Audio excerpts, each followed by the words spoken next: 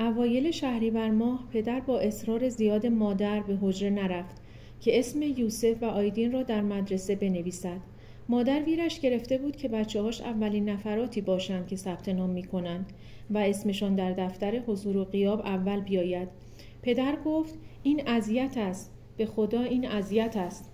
مادر گفت پس کی اسمشان را بنویسد؟ و تند لباس بچه‌ها را تنشان کرد. موهاشان را شانه زد و دستمالی نمدار به صورتشان کشید و گفت پدر هر بچه‌ای باید سالی یک بار هم که شده به مدرسه بچه‌ها سر بزند. حالا تو نمیرسی؟ سالی یک بار را که میتوانی. پدر کت و شلوار را پوشیده بود، اما خوشش میآمد وقتی دارد کاری انجام میدهد غر بزند.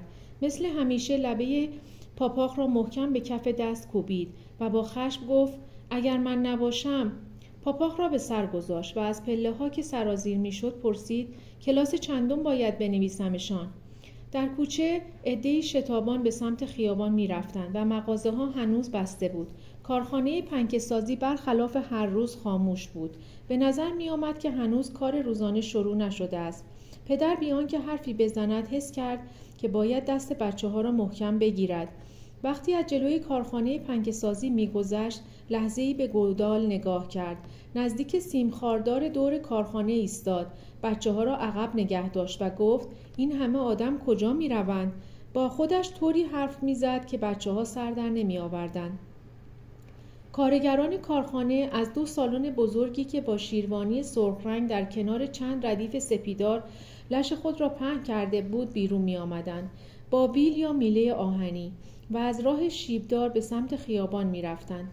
هیچ صدایی از کارخانه نمی آمد و به قول پدر شهر مثل وقتی بود که قوم نمرود بخواهند خانه و زندگیشان را رها کنند و به صحرا بروند.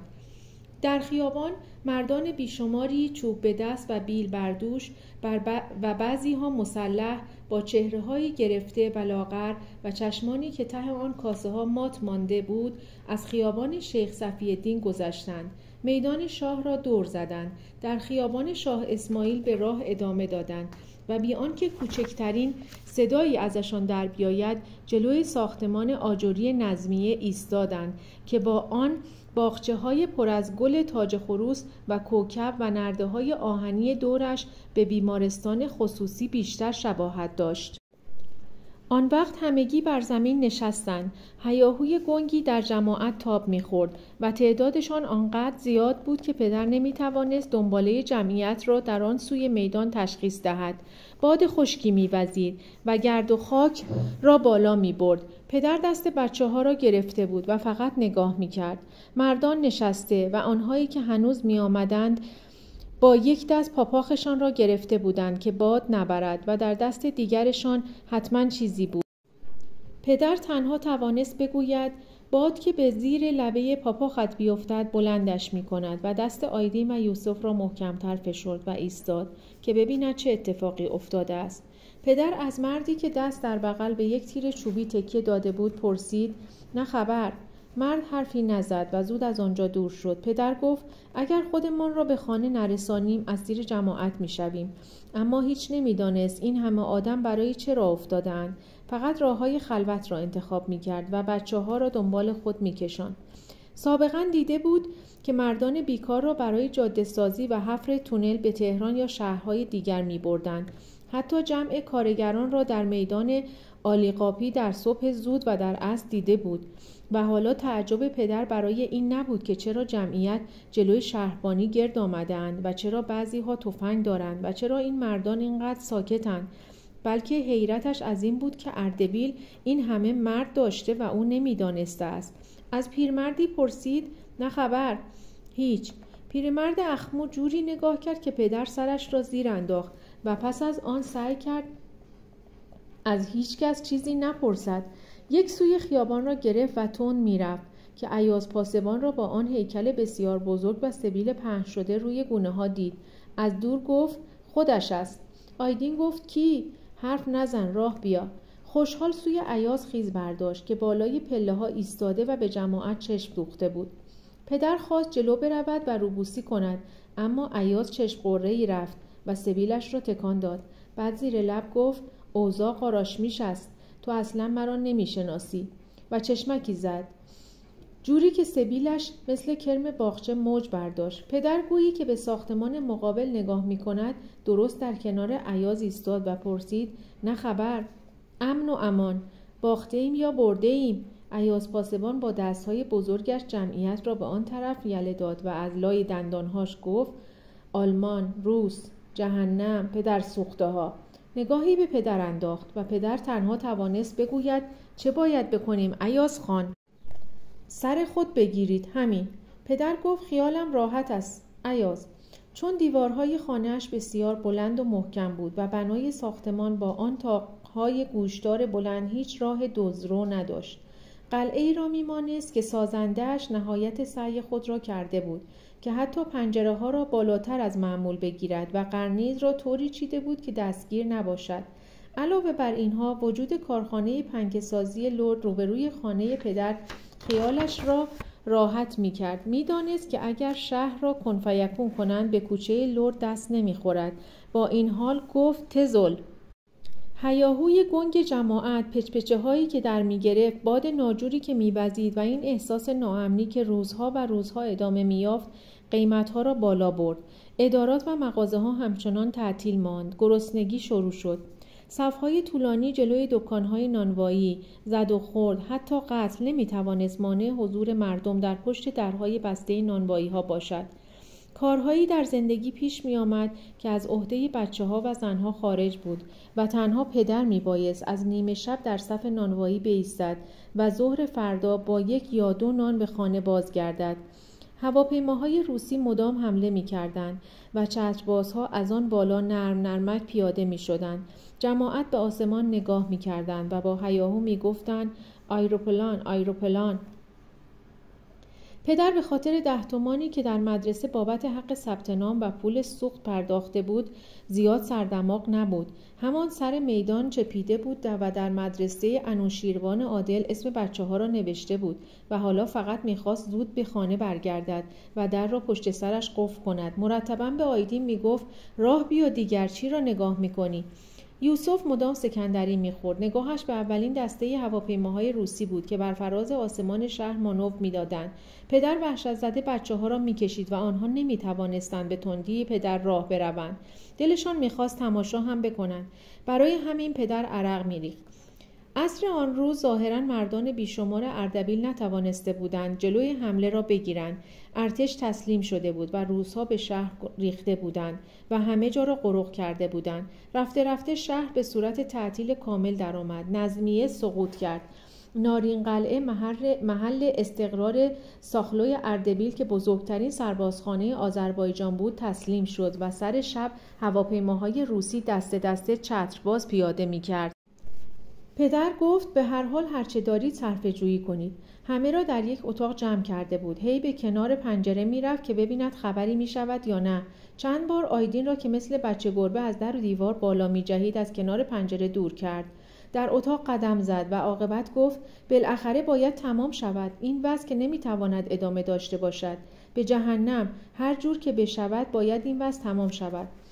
صداهای گنگ و دور و گاه گاه صدای تکتیری از گرد شهر شنیده میشد. اورهان و آیدا وحشت زده از مادر جدا نمیشدند، اما آیدین یوسف را واداشته بود که براش قلاب بگیرد تا او به تاقچه پنجره برود و از آنجا خبرها را بگوید.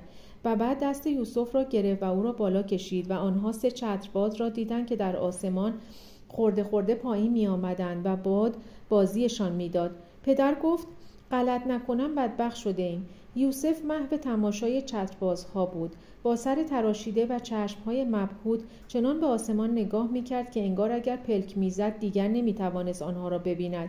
زبانش بند آمده بود و آب دهانش از گوشه لب راه افتاده بود. اما آیدین مرتباً برای مادر توضیح میداد که چتربازها حالا کجایند، چند نفرند، چه رنگند و باد به کدام سمت میبردشان. و همه اینها بستگی به شانس دارد. ممکن است یکی از اینها بیاید روی کاج یا بیفتد توی حوض، معلوم نیست. و پدر یکباره متوجه آیدا شد و به فکر یک جای امن افتاد. مادر گفت: از آسمان هم آدم میبارد، این بدبختی نیست؟ آیدین گفت: نه که نیست، خیلی هم قشنگ است. پدر گفت: این همه شهر را گذاشتند یک راست آمدن اردبیل. این هم شانس ماست. آیدین گفت اگر یکیشان بیفتد روی کاج همانجا گیر می‌کند به شاخه ها. مادر گفت معلوم نیست این خدا نشناس ها از جان ما چه می‌خواهند. آیدین گفت روز اول بهش غذا نمی‌دهیم، می‌گذاریم کمی آن بالا تاب بخورد و حالش جا بیاید. آیدا گفت از پنجره اتاق بالا آب می‌ریزیم رویش. آیدین گفت زیر درخت هم آتش روشن می‌کنیم و دستهاش را به هم مالید و از سر کیف خندید. آیدا گفت روز بعد بهش نان می‌دهیم. یوسف گفت چیزی بهش ندهید، زودتر بمیرد بهتر است. آیدین گفت نه، روزی یک تکه نان می‌دهیم که نمیرد. حالاها باهاش کار داریم. آیدا گفت آره، یک چوب بلند برمی‌داریم و تابش می‌دهیم هی برود و بیاید. یوسف گفت خیلی خوب، بهش نان بدهید اما زیاد اذیتش نکنید. آیدین گفت دوتای دیگر هم دارن میآیند پایین. لباسشان حتما مثل بقیه آبی است. باد دارد میبردشان. صدای رژه سربازها از بیرون شنیده میشد. مادر گفت حتما آخرالزمان شده و فتیله فانوس را بالا کشید که شام بیاورد. پدر گفت نه اصلا اینطور نیست. کار آلمان است. خب بگذار بگیرد. چه فرقی می کند این پادشاه باشد یا آن؟ برای ما که می خواهیم یک لقمه نان بخوریم و سرمان را بگذاریم، چه هیتلر، چه روزولت، چه شاه، خر همان خر است، فقط پالانش عوض می شود. مگر استالین پدر سوخته برای روسها تخم دو زرده می کند؟ پدرشان را در آورده و حالا دارد تقاصش را پس می دهد. به خدا اگر من منشی هیتلر بودم نتیجه جنگ فرق می کرد. پشت به روسیه ایستاد و با دستهاش خواست همه دنیا را بکشاند مسکو. گفت راه روسیه از اینجاست. بعد که ما پل بشویم هندوستان و چین کاری ندارد. 1 ساعته می شود همه جا را گرفت. بگذار بگیرد، هرچه باشد از این وضعی که داریم بهتر است. آن وقت نگاهش که به آیدا و بچه ها افتاد لحظه‌ای سکوت کرد. سر تکان داد و با آهی از ته دل گفت من ایرانیم، دلم برای مملکتم می سوزد، اما ببین چه وضعی شده که آدم راضی می شود بیایند بگیرند و از بدبختی نجاتش بدهند. بعد که صدای تیر به اوج رسید آیدین از پنجره پایین پرید و میخواست از خانه بزند بیرون که پدر با 2 کشیده جانانه خواباندش. آن شب همه افراد خانواده خواب چتربازها را دیدند. هر کس فکر می‌کرد آویخته بر چتری سبز رنگ از آسمان به زیر می‌آید، تابخوران و رها. انگار که ته دل آدم خالی می‌شود و از بالای کوه با سر به میان دره‌ها پرتاب می‌شود. پدر آن شب 4 بار از خواب پرید، جرعه آب خورد و هر بار نماز مغرب و عشا خواند و عاقبت نماز صبحش قضا شد. خواب چتربازها همه را ذله کرده بود. برای همین مرتباً از خواب می‌پریدند، جرعه آب می‌خوردند و می‌خوابیدند که باز دنباله خواب را ببینند. صبح روز بعد زد و خورد ادامه داشت و پدر نتوانست به حجره برود. در خانه ماند و غرغر کرد. از یک طرف بیکاری حوصله‌اش را سر برده بود و از سوی دلشوره داشت. بهانه می‌گرفت. 2 بار گوش آیدا را پیچاند. یک کشیده به قول خودش جانانه به گوش یوسف نواخت و 3 بار هم با کمربند افتاد به جان آیدین. گفت 4 تا بچه را نمیتوانم پیش ببرم. این مردکه دیوانه چجوری میخواهد دنیا را بگرداند؟ مادر گفت حالا چه کار کنیم؟ پدر گفت مملکت ما را به گوه کشیدن. نه خبر، نه رادیو. آخر آدم چه خاکی به سرش بریزد؟ هواپیماها باز حمله کردند و دسته دسته چترباز پایین ریختند. پدر از پنجره نگاه کرد و گفت کار تمام است. یوسف بعد از کشیده جانانه‌ای که خورده بود به ایوان طبقه بالا رفته بود و از آنجا چتربازها را تماشا می‌کرد. اما آیدین همه جا بود. تند خبر می‌آورد. از پنجره‌ها همه جا را زیر نظر داشت و اتفاقاتی را که در اطراف خانه می‌افتاد مو به مو گزارش می‌کرد. گفت رادیو کار افتاده. وقتی پدر رادیو را گرفت فهمید که روس‌ها سراسر شمال ایران را قبضه کردند. یک سر به کاروانسرای آجیل فروش‌ها رفت و یک قفل دیگر به در حجره‌اش زد. آن وقت بود که فهمید وضع نان خراب است. مغازه‌ها تعطیل بود. عده‌ای داشتند قفل دری را می‌شکستند و روز روشن جلوی چشم مردم اموال مغازه را غارت می‌کردند. عده دیگر را می‌زدند. نظمیه خلع سلاح شده بود. پاسبان‌ها همه علاف بودند. مأمور تأمینات نظمیه به جرم دزدی از کارگران محله عالیقاپی کتک خورده بود و در این گیرودار پدر فهمید که باید در صف نانوایی روز را به شب برساند و شب را صبح کند. روزهای بعد پدر همانطور که در صف ایستاده بود در میان ناباوری ایاز پاسبان را دید که لباس شخصی به تن داشت و با دوچرخه موتوردارش از خیابان می‌گذشت و چقدر در لباس شخصی چاق می‌نمود. پدر تند از صف خارج شد و خود را به ایاز رساند. از پشت سر دست انداخت و ترکبند دوچرخه را گرفت و همانطور که می‌دوید گفت: ایاز دستم به دامنت، فکری به حال ما بکن. ایاز که جا خورده بود از چرخ پیاده شد و با اخمی در تمامی صورت گفت: به من نباید نزدیک بشوی، شب میآیم منزل، برو. آخر شب در تاریکی محض ایاز خود را به درون خانه انداخت و گفت: وقت زیادی ندارم جابر، ما حالا کار ما خیلی سنگین است، دزدی زیاد شده، روزها از ما خوششان نمیآید، برای همین است که لباس شخصی میگردیم. یادت باشد توی خیابان اصلا مرا نمیشناسی.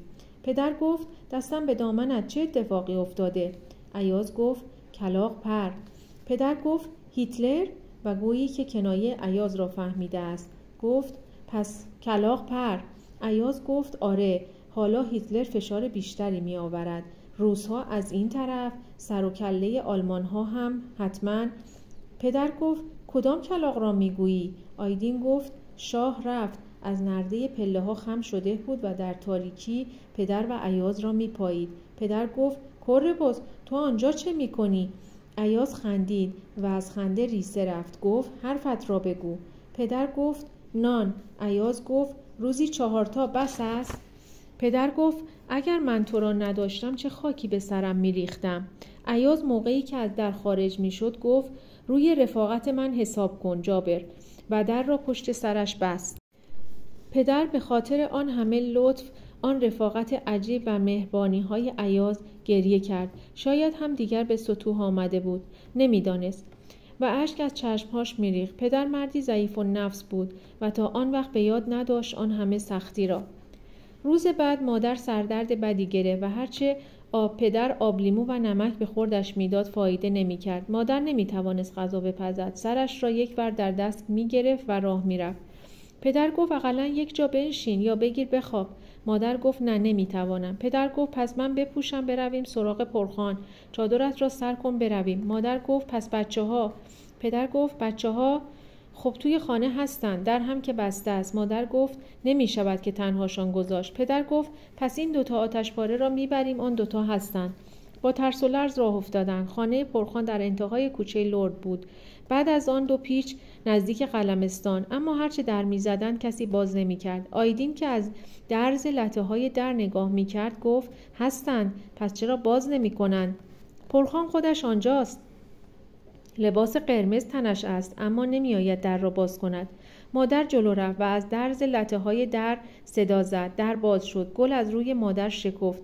در همان دالان نشستند و هرچه زن پرخان اصرار کرد که بروند توی اتاق مادر قبول نمی‌کرد.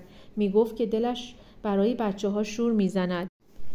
زن پرخان قاشق چوبی بزرگی آورد که به انتهاش نخ بسته شده بود.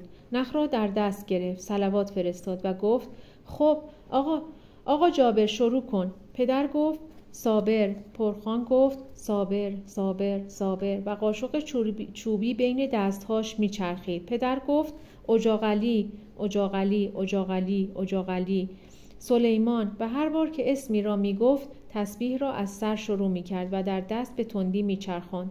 سلیمان سلیمان سلیمان. فاطمه. زن پرخان 2 زانو نشسته بود و با جدیتی که انگار دارد سوزن نخ میکند قاشق را میچرخاند. فاطمه فاطمه فاطمه. پدر گفت: دیگر از مرده ها کسی را داشتیم؟ خب. سلماز. زن پرخان گفت: سلماز. قاشق ناگهان ایستاد. پرخان گفت: سلماز و به مادر نگاه کرد و گفت: میبینی؟ باز هم خواهرت. خدا رحمتش کند، براش خیرات بدهید، انتظار دارد. خدا رحمتش کند، خرما و نقل بدهید. اصلا هر چند وقت به چند وقت چیزی براش خیرات کنید. مادر گفت: خیلی خوب، برویم. زن پرخان به آشپزخانه رفت، آتش آورد و مشتی اسفند روی آن ریخت. دود پیچید. پدر صلوات فرستاد و گفت: خدا امواتت را بیامرزد و یک 5 تومانی بهش داد. وقتی برمیگشتن هیچ مغازه‌ای باز نبود که بتوانند چیزی بخرند. مادر اصرار داشت که هر طور شده باید چیزی بگیرند و خیرات بدهند، اما پدر میگفت: روزگار که روزگار نیست، میبینی که همه جا بسته است. مادر گفت من که چیزی از تو نخواستم. روح مرده عذاب میکشد. خدا را خوش میآید؟ آیدین گفت سلماز کی بود؟ مادر گفت خواهرم بود. جوانمرگ شد. آیدا گفت چرا جوانمرگ شد؟ و به صدای تکتیری که از راه دور به گوش رسید براق شد. مادر دستی به سر آیدا کشید و با نگاهی از سر مهر گفت مریض شد. گاهی که از کنار سربازهای روس رد می شدند سکوت می کردند و به اختیار قدمهاشان تندتر می شد. سربازهایی که شانه به شانه تفنگ را روی سینه چسبانده بودند. به سراپای تک و توک آبری که می گذشت نگاهی با دقت و وسواس می انداختند. آیدین براشان شکلک در می آورد و آنها می خندیدند. پدر تشر می زد و تا برسند جانش به لبش می رسید. گرسنگی، فرار دختران جوان، دزدی، جنگ تن به تن، تجاوز سربازان چشمزاغ، ولع آدمی و فلاکتی که گریبانگیر شهر شده بود. از پس جنگ سر بیرون می آورد. به چند زن شوهردار تجاوز شده بود. امنیه ای را تکه تکه کرده بودند. یک دختر از محله پیرمادر ناپدید شد و چند دختر جوان که سر و گوششان می جنبید به بهانه تجاوز سربازان روسی شهر را ترک کرده بودند. سالها بعد دختری 28 ساله به اسم زیبا که دختر یک فرش فروش بود در تهران رقاصه کافه ها شده بود و تغییر نام داده بود. پدر پیش از واقعه خیالات انفعالی آزارش میداد. به مادر گفت کاش آیدا را نزاییده بودی. مادر دستهاش را به هم میمالید و احساس سرما میکرد. گفت چه کار کنیم؟ پدر گفت هر کس در زد باز نکنید. اما کار از کار گذشته بود. بعد از ظهر یک روز پرگرد و غبار چنان با ضرب در می‌زدند که ناچار شد آیدا را در سوراخ زیر پله پنهان کند. بعد که در را باز کرد 2 سرباز روس خودشان را به درون انداختند. یکیشان زاغی و لاغر و قد بلند بود و آن دیگری ریزه و فلفل نمکی بود. به زبان روسی چیزهایی می‌گفتند که پدر نمی‌فهمید، اما آنها دنبال کسی می‌گشتند. پدر گفت لامصب‌ها دنبال چی می‌گردید؟ متحیر مانده بود. نمی‌دانست چه شده. خیال می‌کرد می‌خواهند بلایی سر یکی از افراد خانواده بیاورند. بیش از حد ترسیده بود. گفت چی شده؟ سربازها ترکی نمی‌فهمیدند و می‌خواستند به اتاقها سر بکشند. آن وقت تا چشمشان به آیدین افتاد نشانش دادند و خواستند او را ببرند. پدر گفت پسر من است. من آیدین. سربازها آیدین را گرفته بودند و داشتند می‌بردند. یک خاک‌انداز سیاه دست لوله‌ای در دست آیدین بود و سربازها او را می‌کشیدند. بعد در همان لحظه 4 سرباز دیگر به درون ریختند و افراد خانواده را به گوشه راهرو کشاندند و سر تفنگشان سوی پدر بود. آیدین با برقی در چشمها به حرف سربازها دقت می‌کرد و خوشحال بود، اما مادر گریه می‌کرد و پدر دستهاش می‌لرزید. گفت چه کار کرده مگر؟ سرباز زاغی و لاغر سر پا نشست. بازوهای آیدین را گرفت و با شدت تکان داد. به روسی چیزی گفت که آیدین خاک‌انداز را به او نشان داد و گفت خاک‌انداز. پدر گفت مگر تو چه کار کرده ای؟ آیدین گفت با ته این خاک‌انداز گفتم تق تق و خاک‌انداز را مثل تفنگ رو به سربازها گرفت. سربازها یک باره زدند زیر خنده و آنقدر قهقهه زدند که اشکشان درآمد. یکی از آنها گفت نیتی پالیگونی و از خانه خارج شد. فرمانده گروه که هنوز میخندید گفت خاروشنی ایزنانینه و یک کلاه خز به آیدین داد که مال خودش باشد. اما سالها بعد هنگامی که آیدین مشاعرش را از دست داده بود و نمیتوانست کلاه خز را با پاپاق کهنه پدر از هم تمیز دهد، اورهان آن را به سر میگذاشت، دگمه‌های پالتوش را میبست و به حجره میرفت. وقتی سربازهای روسی از خانه خارج شدند، پدر گوش آیدین را گرفت و قصد داشت او را به طرف حیاط ببرد که دوباره در زدند. پدر گوش آیدین را رها کرد و گفت باز چه اتفاقی افتاده؟ و این بار وحشت زده در را باز کرد. ایاز پاسبان بود. پدر گفت سلام علیکم. ایاز کجایی؟ ایاز انگار که از میان جمعیت چفت شده می‌گذرد با تکانهای شانه خود را به درون کشاند و در را بست. گفت آمدم خبرها را بدهم و بروم. روزنامه گیرم آمده. گفتم تو هم بیخبر نمانی. پدر گفت از کجا گیر آورده ای؟ اینش بماند دیگر. روی پله ها نشست. پدر تعارفش کرد که به اتاق بالا بروند، اما نپذیرفت. گفت مغازه‌های مرکز چند روز است که باز شده. اینجا از فردا همه باید مغازه‌ها را باز کنند. آره بابا، خیلی سوت و کور شده. شهر امواج شده. هر روز سری به کاروانسرا میزنم و هر سر و گوشی آب میدهم. میگویم یک وقت قفلی، دری، جایی را نشکسته باشند. خب ما که کس دیگری را نداریم اینجا.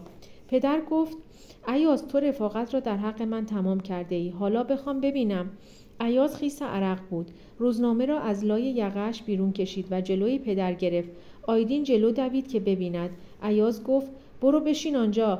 من میخوانم، همه گوش کنید. آیدا با چادر سفیدی که لبه‌هاش را با دندان گرفته بود پیش مادر در دستگاه آشپزخانه ایستاده بود. پدر در فرصتی که ایاز میخواست بخواند چپقی روشن کرد و روبروی ایاز نشست. خب بخوان. ایاز گفت دارن مملکت را کنفیکون میکنن. به دوره آخر زمان شده. اینجا را گوش بده. ایران چگونه غافلگیر شد. اخبار موحش و جانگدازی از همه جا میرسد.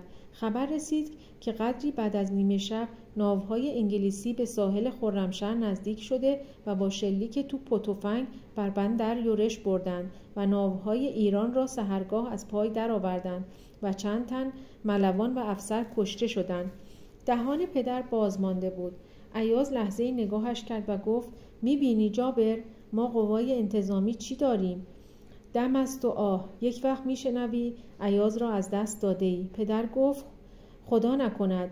ایاز گفت رضا شاه را با آن عظمت به زانو درآوردند. حالا میخوانم ببین. و باز شروع کرد به خواندن.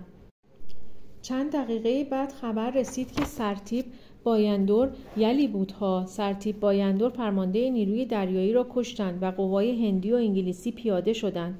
چند دقیقه بعد خبر بمباران هوایی اهواز رسید.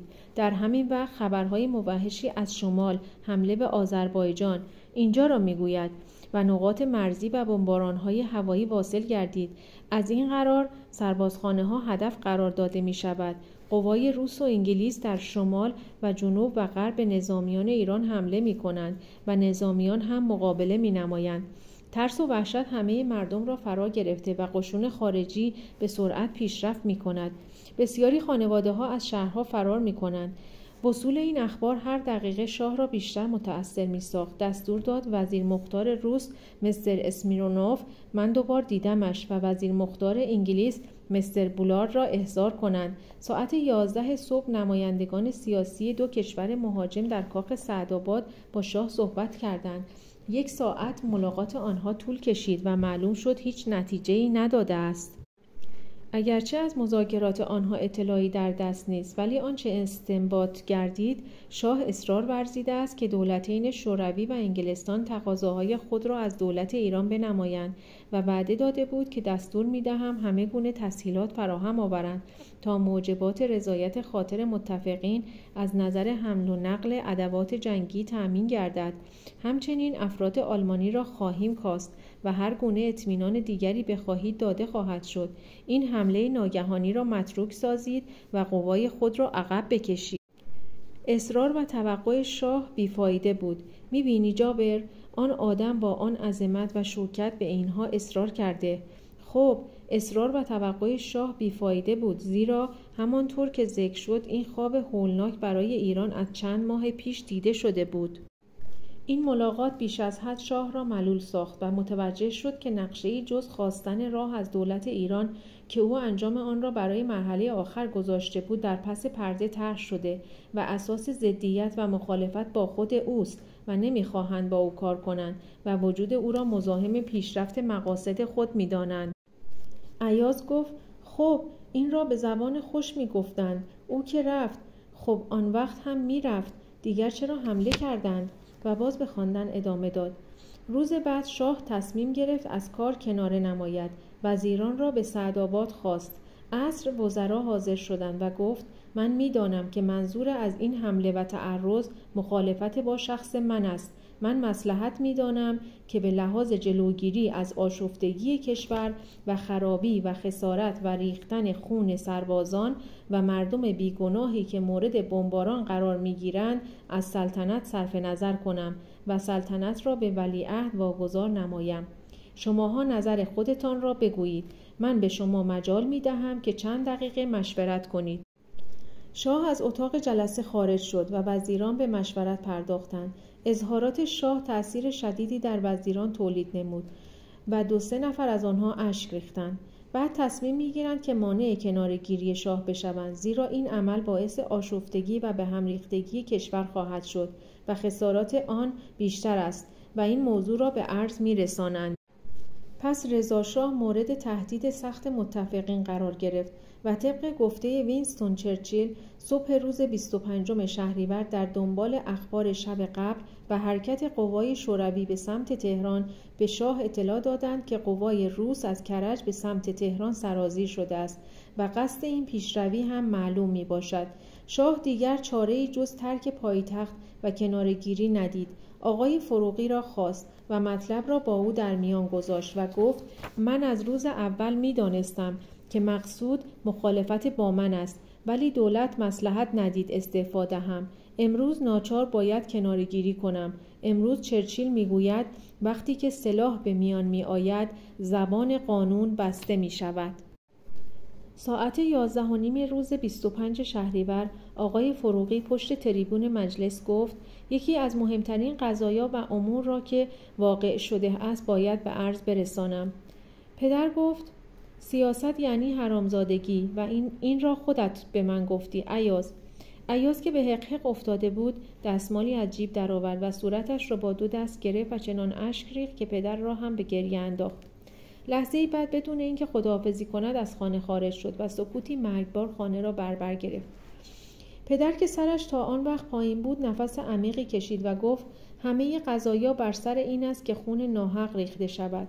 آیدین گفت نه خیر، اینطور نیست. میخواهند مملکت را بگیرند که اینطور از بالا و پایین حمله کردند. پدر گفت بچه جان تو بهتر میفهمی یا من؟ آیدین گفت اگر به خاطر خون باشد خب چرا جنگ میکنند؟ زالو بیاندازند. پدر گفت لابد مثل تو که داری جان منو میگیری. مادر گفت خب دارد شب میشود، برویم توی اتاق تا ببینیم چی پیش میآید. همه مثل هر شب رفتند به اتاق بزرگ. مادر گردسوزها را روشن کرد و پدر در حالی که آستینهاش را بالا میزد گفت خیلی خوب بچه ها دنبال من بیایید، وضو بگیرید، میخواهم امشب نماز بخوانید. آیدا گفت من تنها میخوانم. پدر گفت برای چی؟ و گوش آیدا را پیچاند. آیدا گفت آیدین سر نماز خنده‌ام میاندازد. پدر گفت تو نخند، آیدین هم اگر زیاد شلوغش کند میاندازمش بیرون و توپوکی به کله آیدین زد. یوسف گفت کجا؟ پدر گفت بیرون توی کوچه. یوسف گفت پس روزها. پدر گفت نمیخواهد قصه این وروجک را بخوری.